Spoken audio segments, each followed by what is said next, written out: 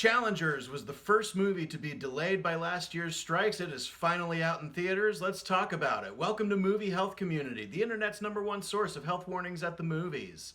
But before we talk about whether Challengers is any good, let's talk about if it's safe for photosensitive audiences. The answer is a surprising yes. This movie is pretty much completely safe. All I could find, and I'm really stretching here, was a single camera flash in one early scene. It didn't do the multi-flash thing. And there are a couple of transitions from very dark to very bright environments. Not nearly as many as there are in the other Zendaya movie that's out right now, Dune Part 2, but that does happen a couple of times.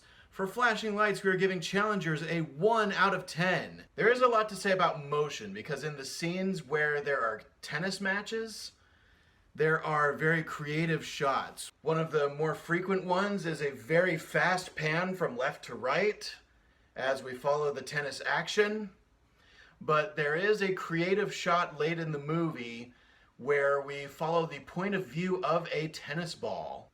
And that includes very high speeds, a lot of bouncing, and barrel rolls. And then the only trigger warning I have for this movie is that somebody injures their knee in this movie, and for a brief moment it is quite graphic. Now, is Challengers any good? This movie is very stylistic. When I saw the trailers for this movie, it just felt like an erotic sports drama made for HBO. But when I sat down to actually watch the movie, there was definitely a theatrical intent with the directing of this movie. The score for this movie, the techno music that plays during a lot of these tennis matches, is probably the biggest thing this movie does to merit an IMAX release. I saw this in a Dolby screen, so still a pretty big screen with a really great sound system. That was the one thing that stood out to me, was the techno score of the movie. But one of the things I struggled with this movie was deciding who to root for.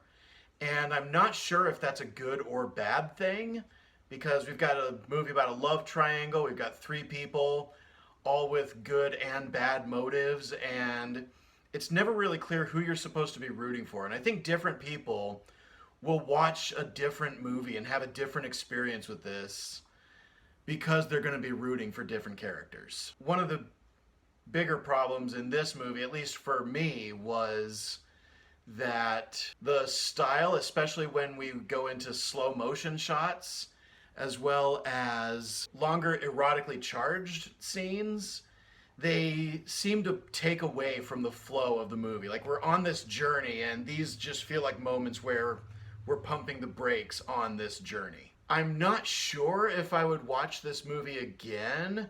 If I did, it would probably be a new edit of the movie that puts everything into chronological order.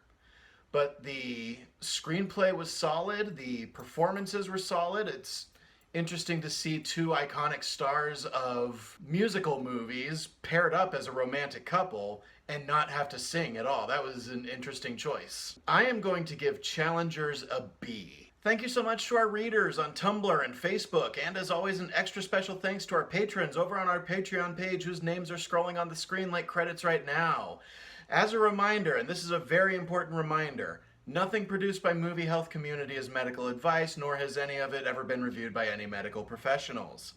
Be sure to leave a like on this video, hit that subscribe button, hit the bell icon if you want to be notified when we post new videos, and leave a comment if you have anything to add to the discourse of this movie, especially if you disagree with anything I've said here. We love hearing from you.